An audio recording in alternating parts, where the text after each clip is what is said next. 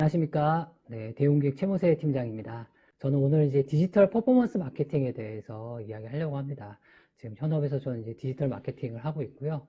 어떻게 보면 대학교 때 굉장히 많은 광고 관련돼서 이슈들을 접하실 텐데, 요즘 워낙 디지털 퍼포먼스 관련돼서 많이 들으셨을 거예요. 그래서 현업에서 보는 디지털 퍼포먼스 마케팅이 무엇인지 다시 한번 생각하는 시간을 갖도록 하겠습니다.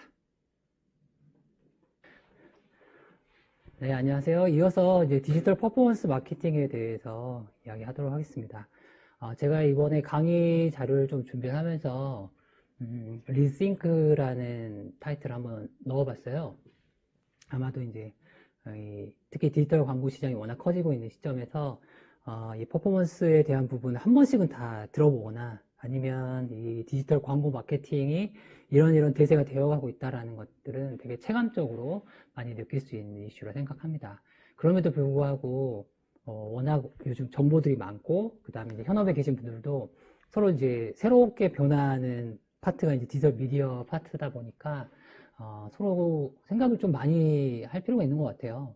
많이 놓치는 부분도 있는 것 같고, 그리고 어떻게 보면 이 강의를 들으시는 코삭 하시는 분들이 처음으로 또 퍼포먼스를 들을 수도 있겠다라는 생각도 들더라고요. 그래서 짧은 시간이지만 그래도 이 디지털 퍼포먼스 마케팅이라고 하는 이 개념 자체를 어떻게 한번 정리하는 차원, 그리고 다시 한번 생각하는 차원으로 강의를 준비했습니다. 네, 그러면 한번 진행을 해보도록 하겠습니다. 안녕하세요. 다시 한번 인사드리고요. 저는 최모세라고 합니다. 지금 이제 대웅기획에서 컨버전스 3팀장을 맡고 있고, 디지털 광고 마케팅을 하는 팀입니다. 그리고 제가 대웅기획에 와서는 이제 팀장으로서 지금 근 7, 8년 지금 하고 있고, 이제 대웅기획에 와서 굉장히 다양한 디지털 마케팅을 해왔어요. 그리고 이제 저는 이제 현업을 할 때 처음에 이제 ATL도 많은 경험을 했었지만, 이제 디지털로 좀 넘어와서 디지털 1세대로서의 어떤 역할을 하려고 많이 노력했습니다.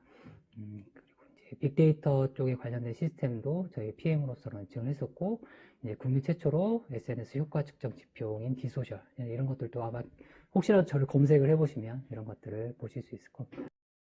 이렇게 이론적이든 아니면 다양한 어떤 데이터 기반의 마케팅을 해왔고요. 이제 그거를 일을 하면서 이렇게 코삭처럼 이제 실무를 하면서 마케팅 효과상인 에피 어워드나 PR 대상, 뭐 올해의 광고상 등도 좋은 기회로 받았습니다. 지금 특히 이제 저도 인상 깊었던 게 코삭 관련돼서 저도 1회에 참가를 했었거든요. 그러니까 제가 팀장으로서의 어떤 그 보직은 좀 빨리 받았지만 코삭 1회를 했는데 이제 어느덧 지금 굉장히 많은 코삭 대회가 열렸던 것 같아서 되게 인연이 있었던 것 같습니다. 그러니까 코삭 대회가 어떻게 보면 슬램덩크처럼 전국 대회 광고 대회인 건데 이런 경험들이 아마 실무 나오시면 되게 챌린지를 많이 받는 기반이 되실 거예요. 그래서 어떻게 보면 그런 면에서 저를 또 컨택하셨나 하는 생각도 좀 듭니다. 아무튼 이제 현업에 있어서 저는 이제 디지털 광고 쪽으로 되게 열심히 살아왔던 사람이고 앞으로도 또 그렇게 많이 살 생각입니다. 그래서 이제 오늘 퍼포먼스 관련돼서도 한 번 더 얘기를 해볼게요. 자, 디지털 퍼포먼스 마케팅. 사실 어떻게 보면 디지털 퍼포먼스 마케팅이 무엇인가라고 처음 접하신 분들은 사실 지금 강의를 잠깐 멈추시고 이렇게 구글링을 한번 하셔도 괜찮을 것 같아요. 한번 보시고 이해를 하시는 게 도움이 되는 게, 왜냐하면 이쪽 용어들이 굉장히 낯설고 새로워요. 그래서 이 단어에 대한 부분들이 막 튀어나올 텐데 저도 최대한 강의자를 정리를 하면서 쉬운 용어들을 쓰려고 많이 했지만 이게 그 대체할 수 없는 용어들이 또 있다 보니까 최대한 그런 개념적인 부분을 정리를 했습니다. 아마 여러분들이 이제 광고나, 저도 이제 광고 홍보 전공이다 보니까 광고 홍보 전공을 하시는 분들 입장에서는 커뮤니케이션 관련된 수많은 개념들을 보시다가 이제 미디어 용어를 보기 시작하면 갑자기 숫자가 막 이렇게 막 혼돈의 카오스를 많이 하실 거예요. 근데 그것들을 조금 더 이제 디벨롭 한 것들이 이제 퍼포먼스 마케팅에 있어서 용어들이 많다 보니까 한번 이렇게 쓱쓱 보고 다시 보시는 것도 좋을 것 같습니다. 그럼에도 불구하고 이어서 쭉 보실 거면 보시다가 이렇게 용어 같은 거는 잘 체킹을 하셔서 소위 말해서 구글링 하면 정말 많은 정보들이 있습니다. 그러니까 그것들을 오늘 강의는 이거를 궤를 다시 한번 뼈대를 한번 샥 보는 거거든요. 그러니까 그렇게 잘 이해를 해주시면 좋을 것 같아요. 자, 결국은 이제 국내 광고 시장부터 살펴볼 필요가 있겠죠. 이제 디지털 광고가 메인이 어느 정도 됐어요. 그러니까 저도 디지털 광고를 처음 이제 시작했던 사람으로서 지금 이렇게까지 빠르게 성장할 수 있는가라고 했을 때 어떻게 보면 우리가 어느덧 그 컨텐츠를 소비하는 그 환경이나 모든 어떤 그 스마트폰이나 이런 미디어적인 것까지 고려를 했을 때 이미 생활 속에서는 디지털 광고가 이미 메인이 되고 있죠. 디지털 광고, 디지털 미디어라고 볼 수도 있을 거고, 또는 이제 디지털 기반의 라이프 스타일이라고도 볼 수 있을 것 같습니다. 그러니까 수많은 기사나 내용에서 이제 여러분들이 보실 때는 이제 디지털이 메인이구나라고 이제 이미 느끼실 텐데 도대체 왜 그럴까라고 사실 생각을 해야 되겠죠. 여러분들이 지금 학생이지만 이제 실무에 나가시면 끊임없이 해야 되는 게 기획자로서 또는 광고인으로서 크리에이터로서 하셔야 되는 게 의문이거든요. 이건 왜 이렇지? 왜 그렇지? 라고 계속 퀘스천을 던져야 됩니다. 그러니까 그런 내용들을 잘 종합을 해보면 지금 보시면 이제 이렇게 성장을 했다라는 거고 그 중에 이제 성과 측정이 가능한 퍼포먼스 광고 시장 중심으로 재편되고 있다라는 이제 문장들이 굉장히 많이 언급이 되고 있습니다. 이미 이제 답이 나와 있죠. 퍼포먼스, 그다음 성과 측정. 그러니까 뭔가 측정이 가능한 디지털 광고 시장이 메인이 되어가고 있다라는 큰 맥락을 이해하실 수 있을 것 같습니다. 그런 하에서 이제 최근에 몇 년 사이 뭐 굉장히 퍼포먼스 마케팅이라는 어떤 직무, 그러니까 쉽게 말해서 외과로 치면 성형외과, 뭐 피부, 뭐 이런 식으로 하나의 어떤 그 고유의 직무가 된 것 같아요. 어느덧. 그래서 퍼포먼스 마케터라는 그런 용어가 이미 생기고 있고, 뭐 디지털 마케터, 온라인 마케터, SNS 마케터, 퍼포먼스 마케터, 뭐 이런 형태로 이제 많은 그 땡땡땡땡 마케터에 대한 직무들이 항상 트렌디하게 나오거든요. 저도 한때는 이제 디지털 마케터 이렇게 이제 많이 포지셔닝이 되어 있긴 하죠.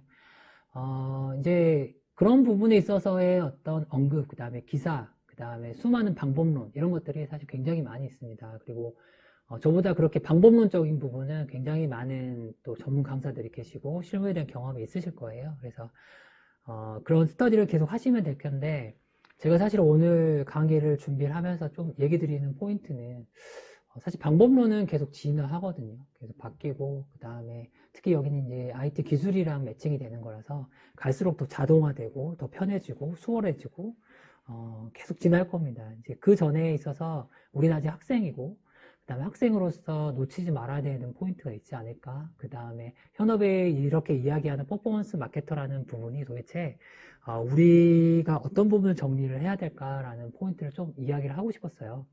그게 어떻게 보면 저도 코사를 거쳐왔던 선배로서 후배들한테 해줄 수 있는 것들이 아닐까 생각이 들었습니다. 네. 자칫 이런 것들이 잘못하면 되게 꼰대처럼 보일 수도 있을 것 같은데 그럼에도 뭐 언젠가 분명히 실무 나가시면 이런 것들이 이미 너무 시장에 다 대세가 되어 있기 때문에 아마 조금은 그때 이야기나 그때 제 강의가 기억이 나시면 좀 도움이 되시지 않을까 하는 생각이 듭니다. 아무튼 퍼포먼스 마케터에 대한 방법론들은 제 강의를 듣고 한번 관심 있으시면 많이 들어보시고요. 왜 이것들이 이렇게 커뮤니케이션이랑 궤를 같이 하는가를 좀 살펴볼 필요가 있을 것 같아요. 이제 현업에 있어서 아마 여러분들께서 이제 많이 느끼실 거예요. 땡땡땡 마케팅, 뭐 땡땡 마케팅. 그러니까 이게 판단을 잘 하셔야 되거든요.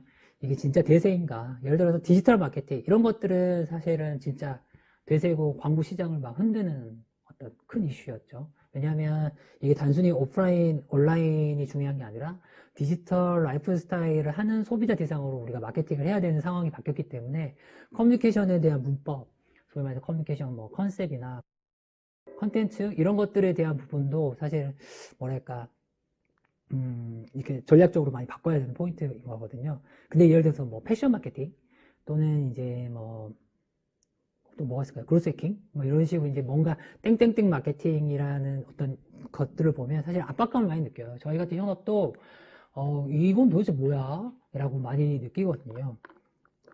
그때 판단을 해야 될 때는 중요한 거는 과연 이 마케팅, 땡땡 마케팅이라는 것들이 어떤 흐름으로 우리가 접하게 됐고 이슈가 되었는가, 관심을 갖게 되었는가, 그리고 이게 실제로 어떤 산업군이 되었는가에 대한 부분이 고민을 해야 되는 거죠. 굉장히 일시적일 수도 있고, 때로는 대세가 될 수도 있고, 어떤 그 카테고리, 그러니까 예를 들어서 이 시장 자체가 아예 카테고리가 하나가 될 수도 있는 거고, 그럼 이제 우리는 무엇을 해야 될까에 대한 고민을 좀 해야 되는 거겠죠.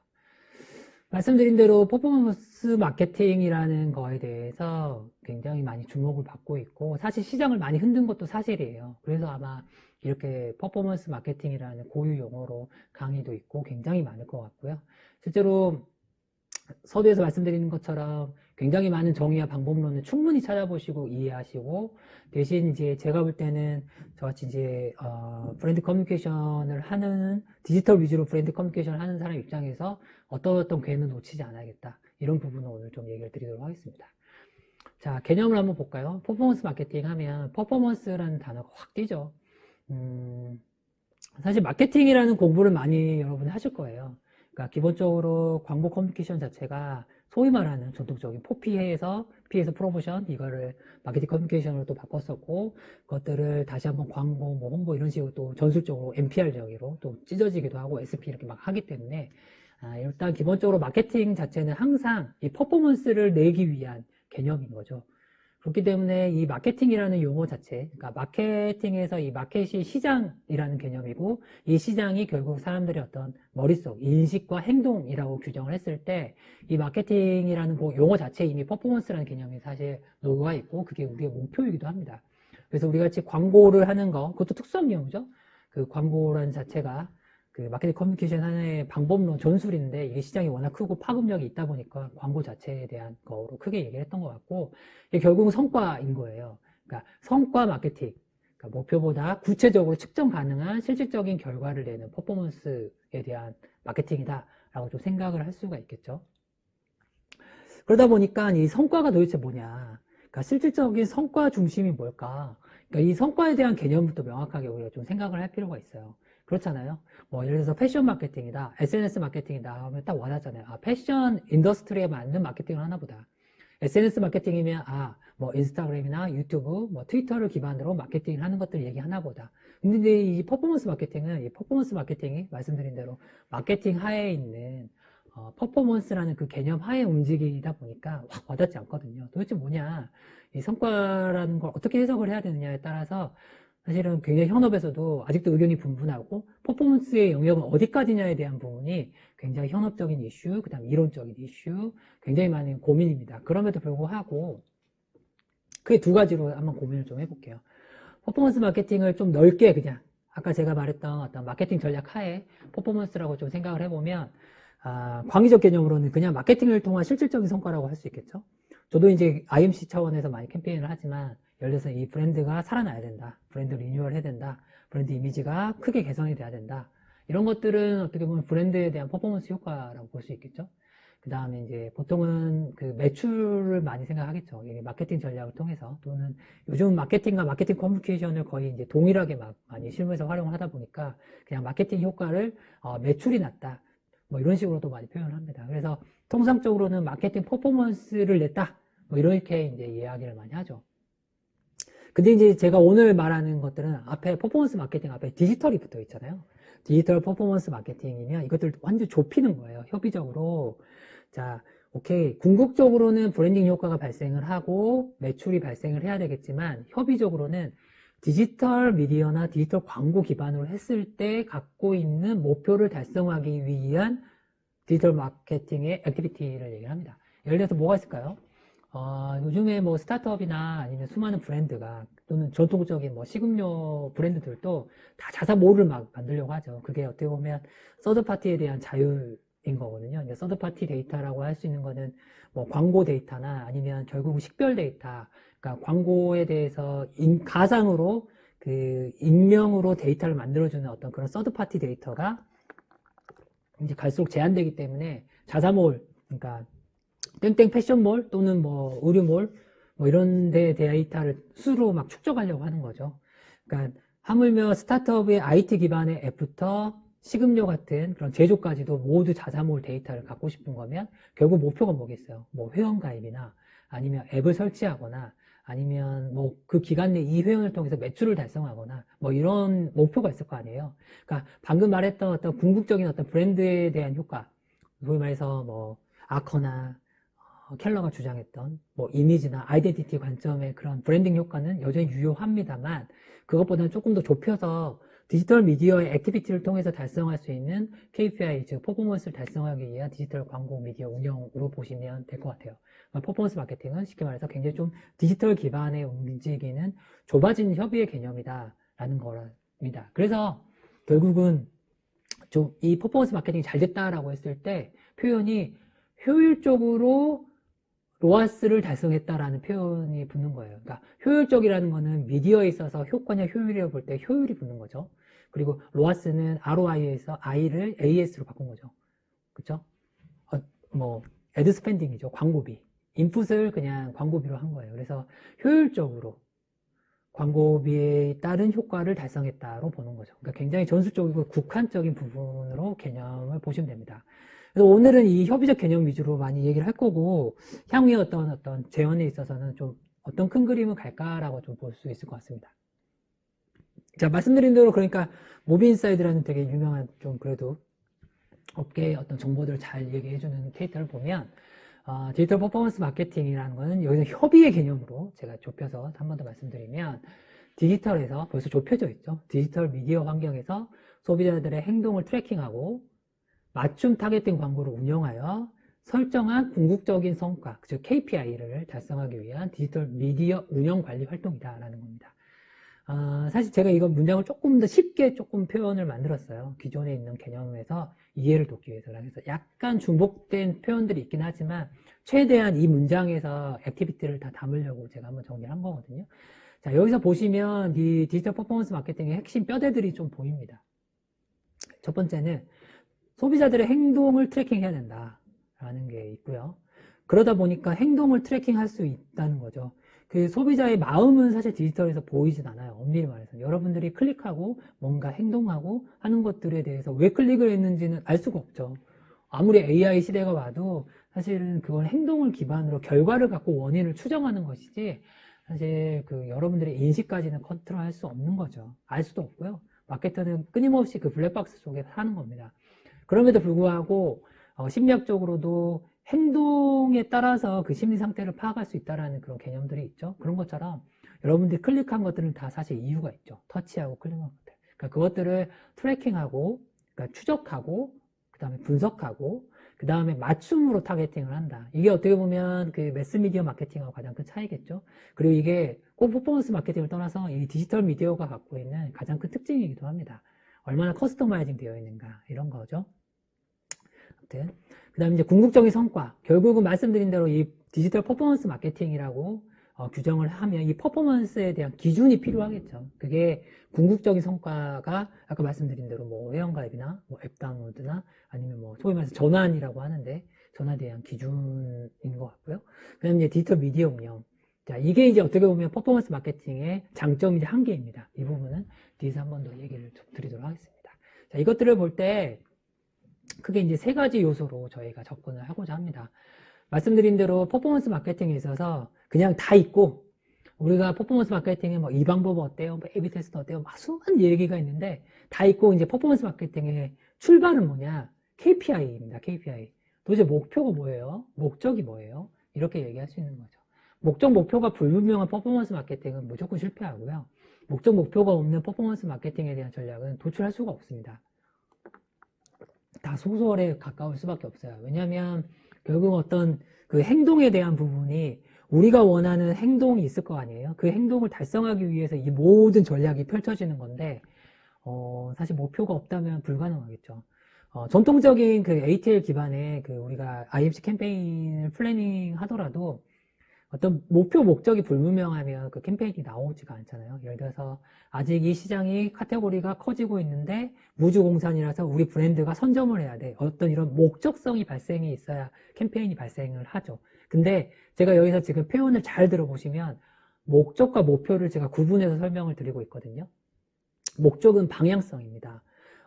말씀드린 대로 어떤 이 브랜드가 선도 브랜드로 자리를 매김해야 돼. 이건 조금 정성적이고 목적이고 방향성이겠죠. 근데 이걸 뭘로 측정할 거야 라고 했을 때 목표적으로 브랜드에 대한 뭐 TOM, 탑 오브 마인드나 아니면 뭐 최초 상기도 뭐 이런 게 리콜 뭐 이런 수치적으로 목표적으로 표현이 될 거고 이걸 이제 디지털 미디어적으로 목표로 갖고 왔을 때는 이 퍼포먼스 마케팅을 통해서 목표 뭐 회원 수 10만 뭐 활성화 유저수 100만, 뭐 이렇게 이제 구체적인 수치가 발생을 해야 된다라는 게 이제 좀 더 목표적이다라고 할 수 있는 거죠.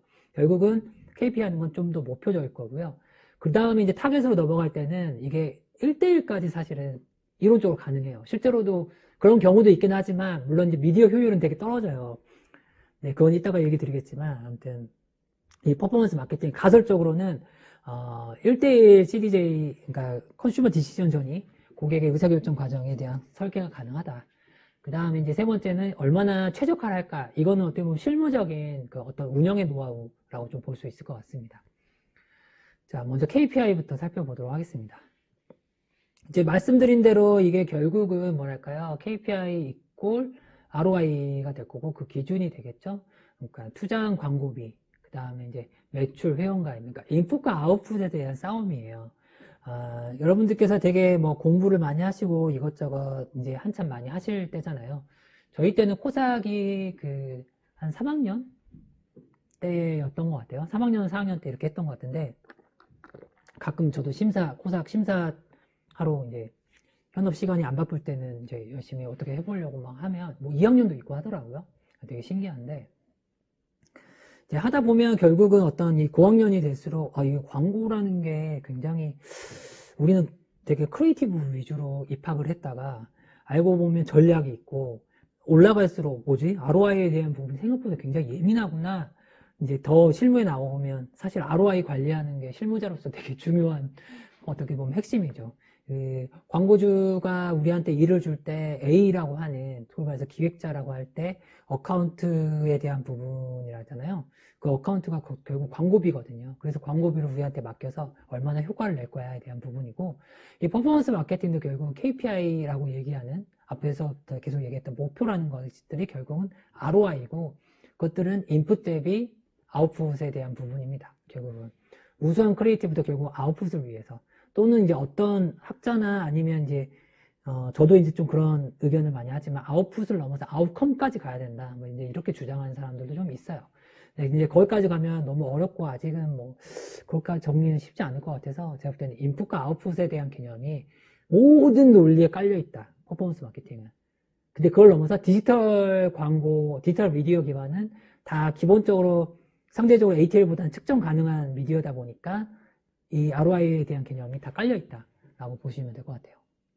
자, 이것들이 이제 현업에서는 이제 ROAS라고 읽기도 하고, 뭐, ROAS라고도 표현을 합니다. 그러니까, Return on Ad Spend, 뭐, Ad Spending, 뭐, 이런 식으로 이제, 뭐가 답인지는 저도 잘 모르겠으나, 업계에서는 보통 그냥 ROAS, 뭐, 이렇게 표현을 합니다. 그래서, 인풋 대비 아웃풋이 얼마나 나왔어? 뭐, 예를 들어서, 광고비가 1억을 투자했는데, 매출이 5억이 나왔어. 그럼 500%겠죠? 그래서, ROAS 500% 달성. 이제 이렇게 하는 거죠.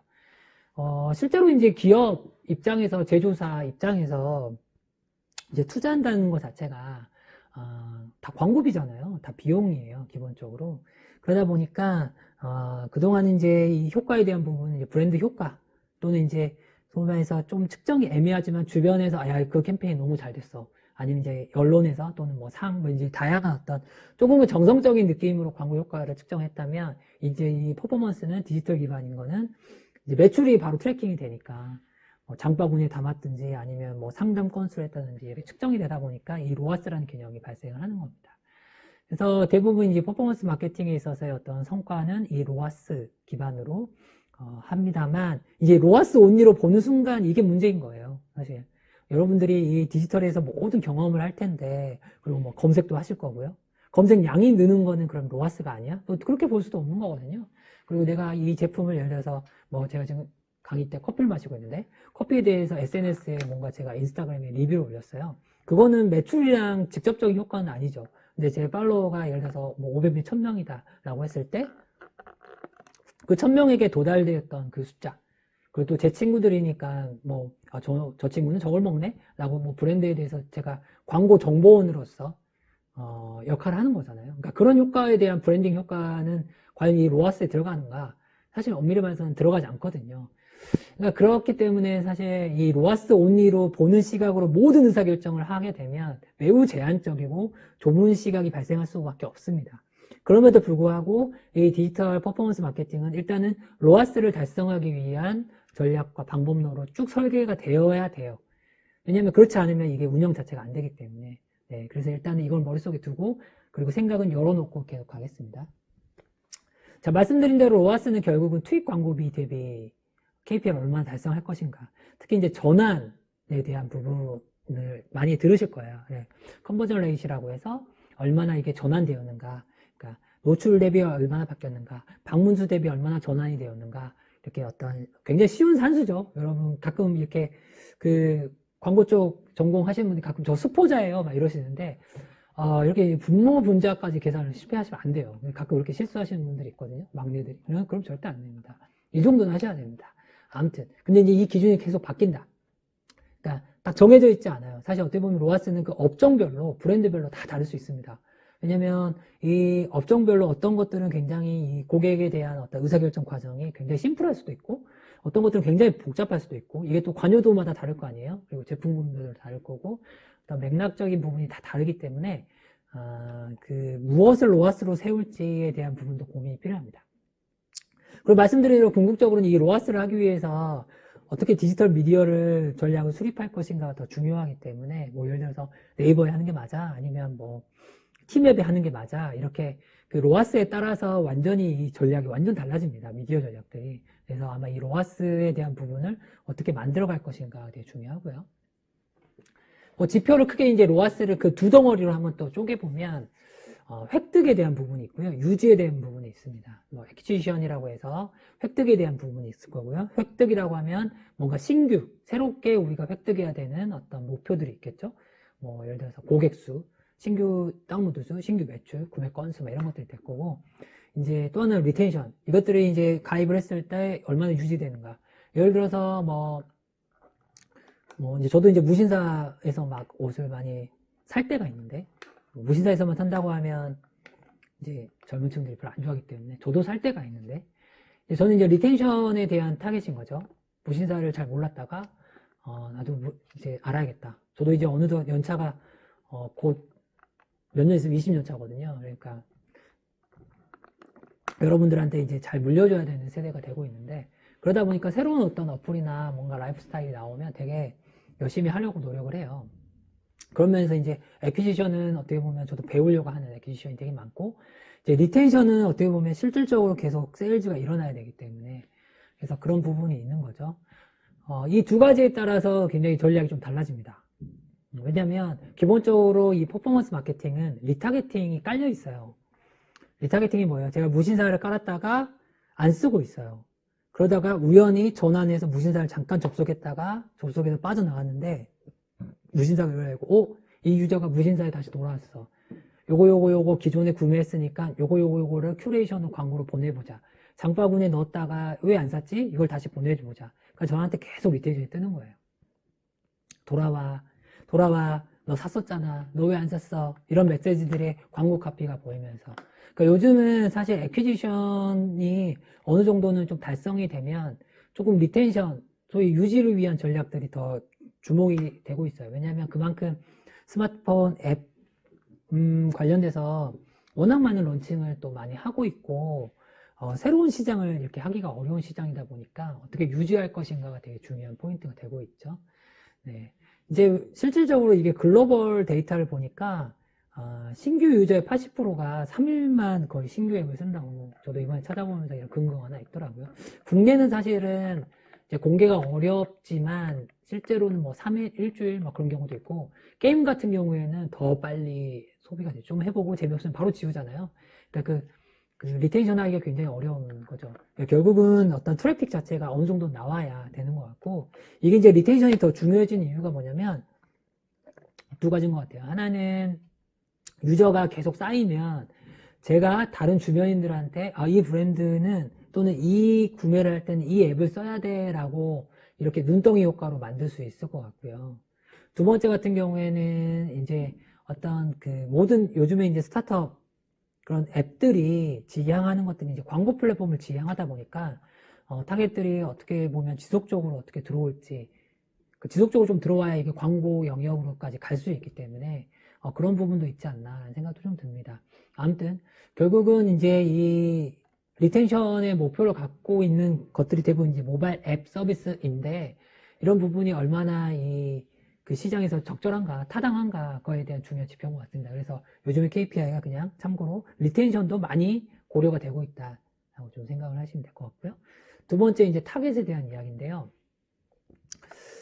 앞에서 이제 이런 KPI나 이런 것들을 잘 설정을 한다면, 두 번째는 이제 결국은 타겟을 누구로 잡을까? 물론 이제 순서가 좀 바뀔 수도 있어요. 타겟을 잡고 이들한테 KPI를 가볼까? 이것도 뭐 방법이고요. 뭐 그게 답이 있다라고 볼 수는 없을 것 같습니다. 근데 이제 생각보다 이 타겟을 발굴하는 게, 전통적인 그 매스미디어랑 좀 방식이 다르다 보니까 타겟을 바로 규정하기가 좀 쉽지 않아요. 예를 들어서 지금 뭐 우리가 통상적으로 이 보는 매스미디어 타겟은 이런 거잖아요. 뭐 1924 또는 뭐 2030 남녀 이렇게 이제 매스 덩어리로, 그러니까 세그멘테이션 자체를 굉장히 큰 덩어리로 만들죠. 그럴 수밖에 없어요. 그러니까 인구 통계적으로 그렇게 만들 수밖에 없는데, 이제 디지털에서는 말씀드린 대로 다 측정이 가능하잖아요. 예를 들어서 여러분들이 어제 어떤 사이트에 갔는지, 또는 이제 뭐 무엇을 장바구니를 했는지, 그 다음에 이제 남녀인지, 물론 이제 익명성도 좀 있지만, 그 다음에 뭐 어떤 사이트를 주로 가는지, 이런 것들이 사실 다 흔적이 쿠키 같은 걸로 다 남기 때문에, 단순히 인구 통계 연령대를 넘어서 더 뎁스 있게, 제가 앞에서 말씀드린 대로 행동 기반으로 타겟팅이 가능한 거죠. 그렇죠? 그러니까 우리가 지금 알던 어떤 20, 30, 40, 50, 60, 그러니까 이런 기본적인 인구 통계 안에 더 뎁스 있게 가는 거예요. 말씀드린 대로 그러다 보니까 매스미디어가 굉장히 좀 노출 위주의 어떤 매스 마케팅이라면, 이 퍼포먼스, 그러니까 사실은 이 앞에 가로가 있죠. 디지털 퍼포먼스 또는 디지털 마케팅의 타겟팅은 뭐 이론적으로는 1대1까지 행동 기반으로 타겟팅이 가능하다라는 거죠. 그러니까 제가 누구인지 실제로 가능하죠. 왜냐하면 애드 아이디 같이 어떤 우리가 사이트를 방문했을 때 가상의 쿠키를 통해서 저한테 익명의 넘버링을 다 할 수 있기 때문에, 제가 실제 제 이름이 누군지는 모르지만, 또는 기존의 어떤 뭐 무신사나 이런 거면 누구누구님이라고도 할 수 있죠. 그런 것처럼 1대1 타겟팅이 다 가능하다는 거죠. 이게 장점이자 또 한계이기도 해요.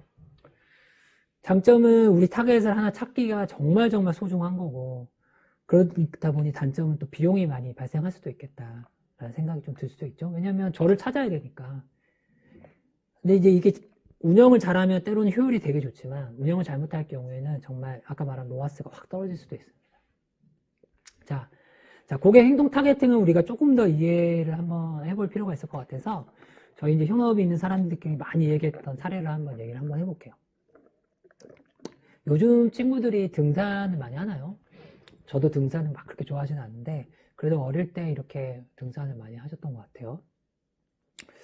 이제 결국은 이제 산악인과 비산악인으로 구분할 수 있겠죠. 등산을 저처럼 경험해본 사람, 경험해보지 못한 사람, 이렇게 이제 두 개의 그룹으로 나눌 수 있을 거고, 이제 퍼포먼스 마케팅의 고객 행동을 이렇게 이해하시면 좀 수월할 것 같아요. 매스미디어 마케팅, 그러니까 전통 미디어는 수많은 사람들한테 우리 등산 갑시다 라고 던지는 거예요. 그러면 그 중에 관심 있는 사람들이 등산하러 오는 거예요. 산까지. 사실 누가 올지 모르죠.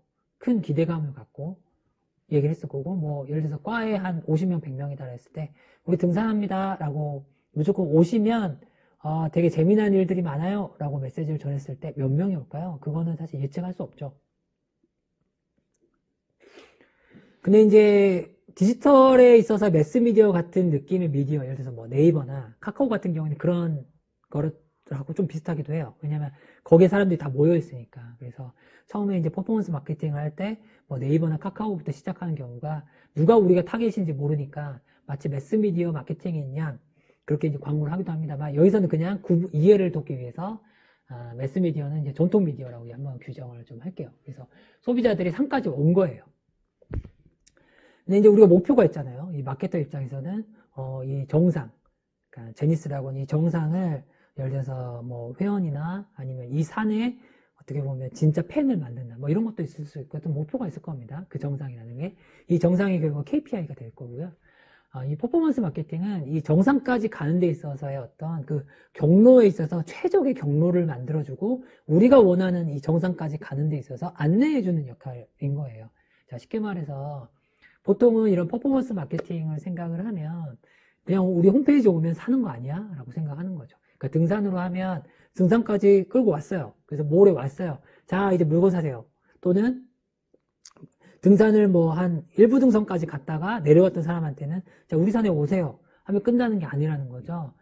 고객들은 여기서 이 쇼핑몰에 와서 또는 밖에서 나갔다 오고 또 산에 갔다가 뭐 여기 뭐 식당도 가고 뭐 이기저기 막 빠지잖아요. 사람들이 정신없이. 그런 것처럼 엄청나게 많은 중간에 고객의 요정이 발생한다는 거죠. 그게 이제 CDJ라고 하는 컨슈머 디시전 정의가 있는 거죠. 그러니까 그거를 우리가 교수님들한테 배웠던 소비자 행동론으로 갖고 와서 그리고 현업에서 많이 쓰는 이 CDJ로 표현을 한다면 뭔가 우리가 브랜드를 알았을 때 우리가 등산하려고 산에 왔을 때부터 탐색도 해보고 야, 이 나무가 맛있는 나무야? 소나무야? 먹을 수 있어? 뭐 이런 것도 있고 이 길로 가야 돼? 왼쪽 가야 돼? 오른쪽 가야 돼? 그리고 거기 뭐 유명한 식당이 있는데 가야 돼? 말아야 돼?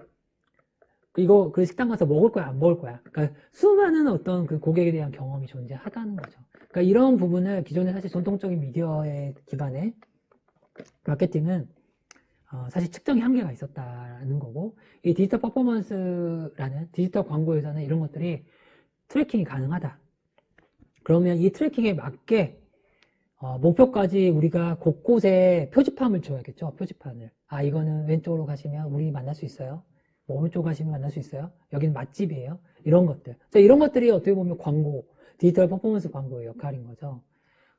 근데 또 웃긴 건 이 등산이라고 제가 비유했을 때 더 얘기를 하자면 이 루트라는 게 굉장히 길이 많아요. 사실 실제로 정상을 가기 위해서 최대한 우리가 유리한 쪽으로 쉽고 빠르게 유도를 해야 되겠죠. 그게 어떻게 보면 디지털 미디어의 효율적인 운영인 거죠.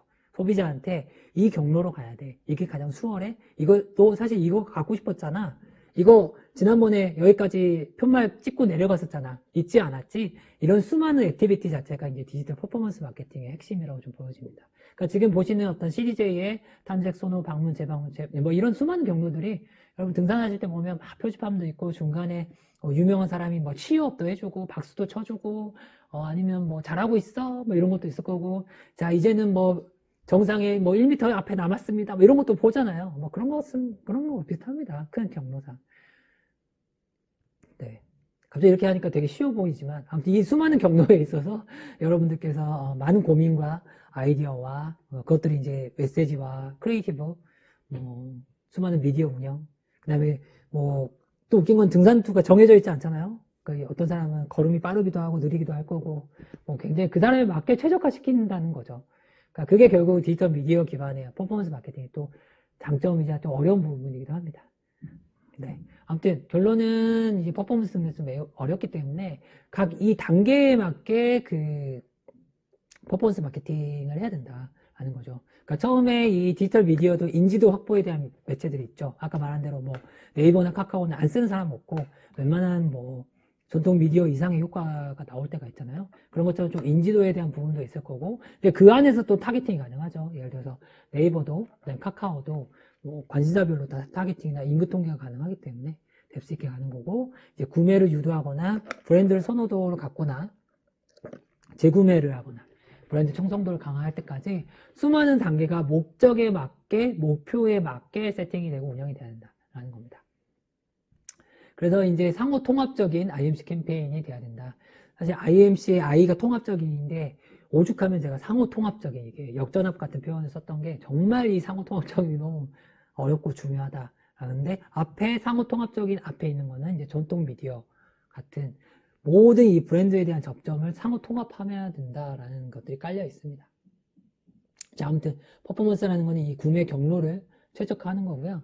이제 이것들을 조금 더 이제 디지털 광고적으로 조금 더 한 번 더 쉽게 끌고 와 보면 예를 들어서 어떤 브랜딩 활동, 아까 제가 얘기했던 뭐 TBC나 아니면 저희가 뭐 요즘에 성수동 가서 전시도 많이 보죠. 그런 것들, 뭐 브랜드에 대한 경험, 인플루언서, 유튜버, SNS, 그러니까 수많은 어떤 브랜딩 활동을 통해서 사람들을 인지하고 기억하고 할 텐데, 자, 이것들을 이제 퍼포먼스에서는 크게 그 두 축으로 나눌 수 있어요.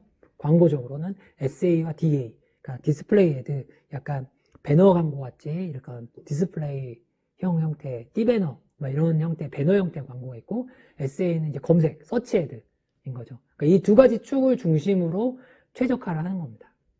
물론 이제 SA는 이제 브랜드 검색이라고 하는 여러분 딱 뭐 예를 들어서 뭐 빼빼로를 검색을 해보시면 유료 광고 영역이 딱 뜨잖아요. 광고랑 하고 뭐 캐릭터랑 그런 것처럼 이제 브랜드 검색에 대한 영역이 있고 검색 광고는 뭐 빼빼로 파는 거, 빼빼로 뭐 싸게 파는 거, 빼빼로 포장하는 거, 막 이런 수많은 것들이 이제 간접 키워드라 해서 검색 광고라고 볼 수 있고 그것들이 이제 컨버전, 아까 말한 대로 전환이 일어나서 쇼핑몰로 가거나 뭐 이런 목표로 가게 되는 겁니다.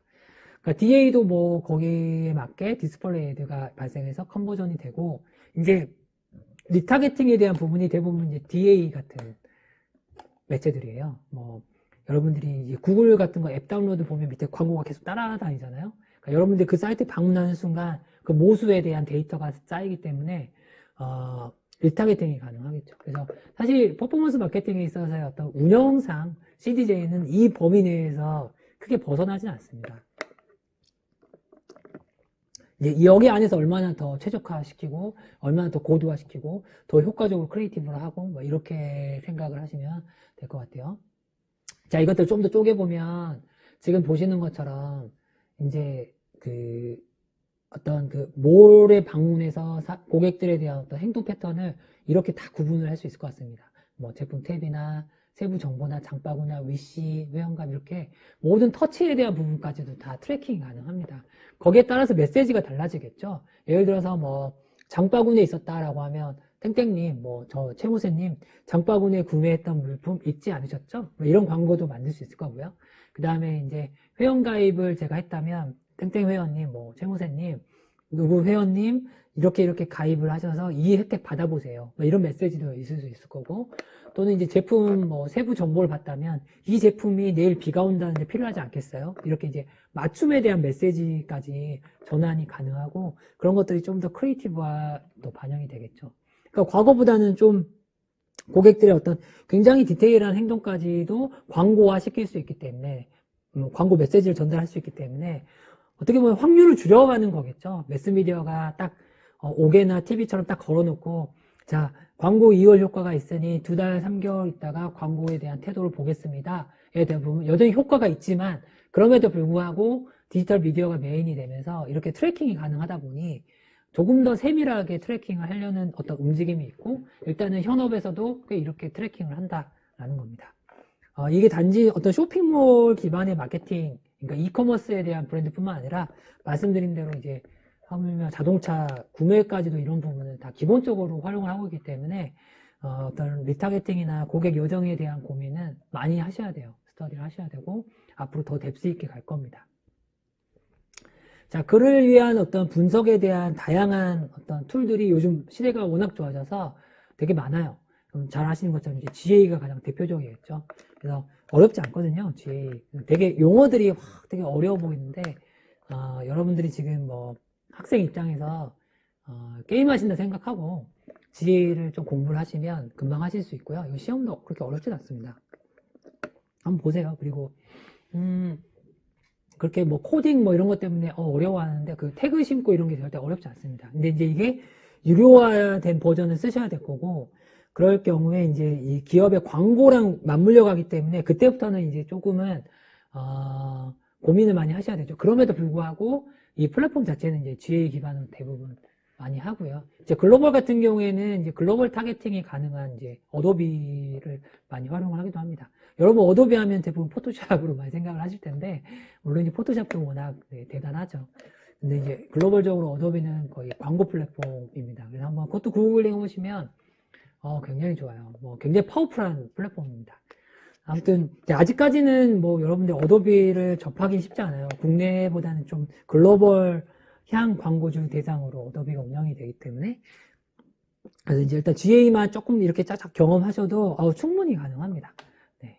아무튼 GA 기반으로 이런 트래킹들이 다 소스가 가능하다라는 거고요. 말씀드린 대로 이제 GA를 하면 예시로 뭐 모든 소스를 어느 정도는 추정 가능합니다. 물론 이제 GA도 1대1로 분석이 되진 않아요. 무슨 말이냐면 방문자 수가 100이다 라고 광고 클릭은 100인데 실제로 이제 GA에서는 뭐 80%, 70% 정도 트래킹 되는 경우가 있어요. 그만큼 유실되기도 하고 어떤 그 랜딩 페이지라고 하는 그 페이지의 어떤 그 환경에 따라서 유실되는 경우가 굉장히 좀 있습니다. 그럼에도 불구하고 대부분 이제 현업에서는 GA가 거의 기본이기 때문에 경험을 한번 해보시면 좋을 것 같고요. 보시는 것처럼 어떤 측정 지표가 생기겠죠. 방문수, 방문자 수, 페이지 뷰, 뭐 이런 것들이 있는데 이런 거야 충분히 여러분들이 좀 찾아보면 이해할 수 있을 것 같습니다. 그러니까 여기에 맞게 이 디지털 광고를 운영을 한다. 그 다음에 우리 타겟들의 행동을 분석한다 정도만 알고 계셔도 좋을 것 같고요. 근데 여러분들 현업에 나왔을 때 GA 말고 다른 플랫폼이 또 이미 대세가 되어 있을 수도 있어요. 시대가 바뀌지만.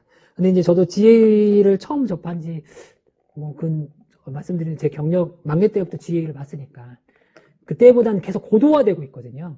그러니까 그래서 쉽지 않다. 그리고 글로벌적으로도 거의 GA를 많이 쓰다 보니까 더 고도화되면 고도화됐지 이렇게 크게 바뀔 것 같지는 않습니다. 자, 이제 어느덧 이제 저희가 타겟팅까지 왔습니다.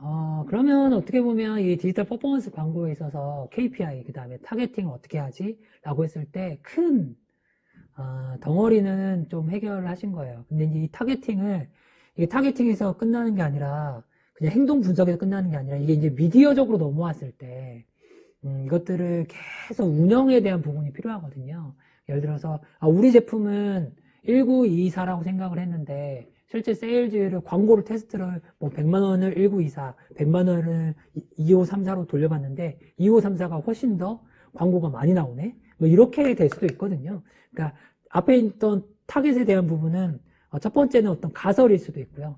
두 번째는 GA를 통해서 나온 결과에 대한 분석에 대한 결과일 수도 있는 거죠. 무슨 말이냐면 사실 제가 지금 설명을 위해서 KPI 타겟 옵티마이제이션까지 왔지만 이것들이 다 맞물려 있는 내용입니다.